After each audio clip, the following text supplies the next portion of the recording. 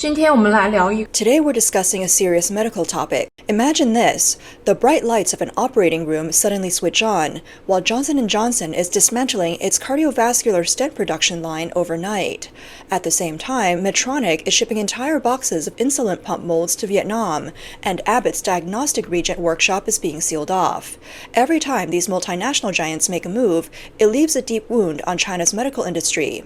Look at these numbers. Within just 3 months, 37 high-end medical projects have been completely shut down. Production of key components for dialysis machines has stopped. A major raw material base for anti-cancer drugs has permanently closed, and an entire CT scanner production line has been relocated. Johnson's coronary stent production in its Shanghai factory has hit zero. Siemens 3.0T MRI machines have also disappeared from their Chengdu facility. Roche's supply chain for targeted cancer drugs has been completely severed. But what's the most ironic part? While these companies are pulling out, foreign investment in China's medical device industry has surged by 98.7%. What does this mean? Just as ventilator production lines shut down, reports of falsified clinical data on domestic alternatives emerge. As supplies of imported cancer drugs are cut off, critical data on generic versions show alarming similarities. Our operating rooms are turning into battlegrounds for financial interests. Recently, an article titled "Multinational Giants Are Abandoning China's Medical Market" has been making waves online. According to partial statistics, a total of 42.7 billion yuan has been withdrawn from China, affecting as many as 137 life-saving medical devices. Meanwhile, new investments totaling 8.6 billion yuan are mainly focused on low-tech medical consumables like gauze and IV tubes. The article warns that this trend is a serious wake-up call for China's medical equipment industry. It highlights the severe impact of Johnson & Johnson's withdrawal from Shanghai, where coronary stent production has completely halted. Cardiovascular disease remains one of the biggest health threats in China. According to the China Cardiovascular Disease Report, the number of patients has reached 330 million, creating an enormous demand for coronary stents. However, when Johnson & Johnson left China, it also took with it 15 years' worth of accumulated experience in biological coatings. This has created a major gap in domestic research and development. The knowledge gained through joint ventures and partnerships is now lost, and rebuilding a complete R&D chain will come with higher costs and greater uncertainty. As a result, the availability of high-quality domestic stents is being delayed, making treatment more expensive and less accessible. Industry experts are also concerned that China currently lacks the ability to fully replicate or replace foreign biological coating technologies. Unlike chemical drugs, which can be copied as long as the molecular formula is known, high-tech medical devices, especially implantable ones, require advanced manufacturing processes and technology platforms. The sudden exit of foreign companies has left domestic producers in a technology void, posing a major challenge for the cardiovascular device sector. According to a report from Shanghai's Yicai Global, Johnson & Johnson has been cutting 20% of its workforce in China since November 2024. Employees leaving the company receive an N+3 severance package, meaning their standard severance plus 3 extra months' salary.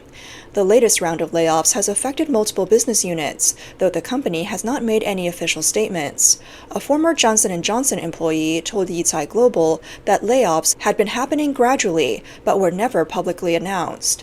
They also mentioned that the cuts in China are part of a larger global downsizing by the company. The article also notes that another major medical device company, Medtronic, has been reportedly relocating insulin pump molds to Vietnam. This shift in production could have significant consequences for China's market. According to the International Diabetes Federation, China has the largest number of diabetes patients in the world, over 140 million. Insulin pumps are crucial for blood sugar control, and Medtronic has long been a dominant player in this field. This global medical device giant had previously established production and R&D operations across multiple locations in China. However, in recent years, due to shifts in global supply chains and concerns over cost and regulatory compliance, some factories have either shut down or been relocated. Media reports indicate that Medtronic once closed a specific product line in an eastern Chinese city, citing reasons such as demand fluctuations and global capacity integration.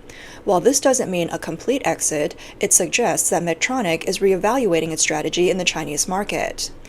Now, with Medtronic withdrawing some of its production and R&D, it's not just a matter of supply and after-sales service being disrupted. The development of its 8th-generation insulin pump is also being taken out of China. This means that for the foreseeable future, upgrading and improving this technology will be delayed, potentially increasing the financial burdens and risks for diabetes patients. Beyond Johnson & Johnson and Medtronic, another major shift in the industry was reported in October 2024. According to Chinese media, global healthcare giant Baxter informed its Chinese distributors that it would stop commercial operations for IV infusion products in China. Baxter is one of the world's largest intravenous infusion suppliers, holding about 80% of the U.S. market share. A former Baxter executive told Yicai Global that back in 2007, Baxter's IV business in China was at its peak, serving as the company's most significant operation in the country. At that time, Baxter supplied over 100 million IV bags to the Chinese market annually. This person noted that Baxter built its reputation on IV solutions and entered the Chinese market early, securing a leading position in mainstream hospitals. Its products were widely recognized and commonly used. That's why, they said, the decision to withdraw from China's IV business came as a shock. The article argues that these developments are a wake-up call for China's medical industry. According to 2024 statistics, foreign investment in China's medical equipment manufacturing sector surged by 98.7%. On the surface, this seems like positive news. However, the reality is more concerning. Analysts point out that most of this investment has gone into low-value, easily replaceable medical supplies or basic equipment, while high-tech production lines for ventilators, heart stents, and dialysis machines have either been shut down or relocated by foreign companies. This imbalance does not provide sustainable long-term support for China's medical industry. At the same time, domestic alternatives are struggling to gain trust as reports of falsified clinical data continue to emerge. When foreign-made medical devices dominated the market, Chinese hospitals relied heavily on imported equipment. But now, with multinational companies pulling out, some local manufacturers are rushing to fill the gap without sufficient technological maturity.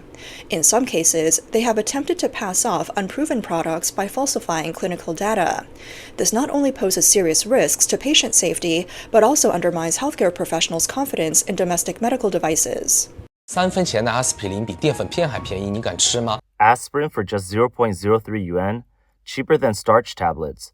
A 500 milliliter IV drip for 1.63 yuan, less than a bottle of mineral water. Would you use them? After the 10th centralized drug procurement, domestic firms' low bids stunned many online. Foreign companies, outpriced by tenfold or more, gave up and withdrew. Some call it a one winner, many losers outcome. The Healthcare Security Administration saved billions, but do drug firms still profit? Can employees earn a living? Is there funding for quality upgrades or R&D? Will local government tax revenue drop? Yet there's no choice. Healthcare funds are scarce. With an aging population, medical demand will rise, straining the system. The insurance fund prioritizes basic care for most. Without rock-bottom prices, how long can it hold? Quality issues are also leading to worries. 这次医保集采的一些问题开始暴露出来。 Some issues with the latest drug procurement are starting to emerge. Ultra-low-cost drugs from this round have shown inconsistent effectiveness. During the recent Shanghai legislative meetings, 20 delegates from top-tier hospitals submitted a joint proposal highlighting that these drugs, like anesthetics that don't sedate, blood pressure pills that don't stabilize, and laxatives that don't work, aren't reliable. This data isn't comprehensive, but the prices are extremely low. The National Medical Products Administration oversees quality. Approval means compliance, not top quality or the clinical effectiveness of original drugs. Take blood pressure medication.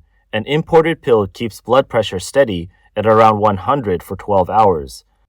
A domestic one lasts 12 hours too, but levels fluctuate, 90, 110, 100, unstable. Patients feel the difference, yet it's approved by the NMPA and meets manufacturing standards. Is it a good drug? That's debatable. With imported anesthetics, sedation takes seconds and lasts an hour as promised. But with procurement versions, patients have woken up mid-surgery, a major concern raised by doctors. In the comment section of this video, one person shared that a friend working in a psychiatric hospital noticed patients who had been stable for years suddenly relapsing after taking new government-procured medications. Another person said that patients used to wake up from anesthesia feeling like they had simply taken a nap. Now they wake up vomiting and struggling to breathe. China still has a massive population, and while the country is aging, the demand for quality healthcare, medicines, and medical devices will only continue to rise. For multinational pharmaceutical companies, China has traditionally been a key market for global growth, but if that's the case, why are so many companies pulling out? Some analysts suggest that China's slowing economy has led to weaker demand and lower profit expectations, forcing companies to reevaluate their investments. However, competition within China has also become fiercer. In recent years, the Chinese government has pushed for self-sufficiency in medical technology and pharmaceuticals, rolling out policies and subsidies to support local manufacturers. Domestic companies are closing the gap in areas such as high-value medical consumables and advanced medical devices. The centralized procurement system itself creates a major barrier. This program works like a massive group buying initiative, where the government negotiates directly with pharmaceutical companies, using bulk purchases to force prices down. Since public hospitals are the primary buyers, high-priced imported drugs struggle to meet procurement requirements. For example, take glucophage, a widely used diabetes medication. It originally cost around 20 yuan per box, about $2.74 US, but once domestic companies started making generic versions, they slashed the price by about 90%, forcing glucophage out of public hospitals entirely. Another drug, potassium metformin hydrochloride, now sells for 1.29 yuan per box, about 27 cents US. With such drastic price differences, foreign companies simply can't compete and are left with no choice but to exit the market. China's healthcare payment system has also played a key role in driving these changes. Public hospitals mainly rely on payments from the National Health Insurance Fund. However, the prices of brand-name drugs are often much higher than the government's benchmark reimbursement rates, and no one is willing to cover the difference. Meanwhile, new payment models like DRG, diagnosis-related groups, and DIP, disease-based payment, have been widely adopted across the country.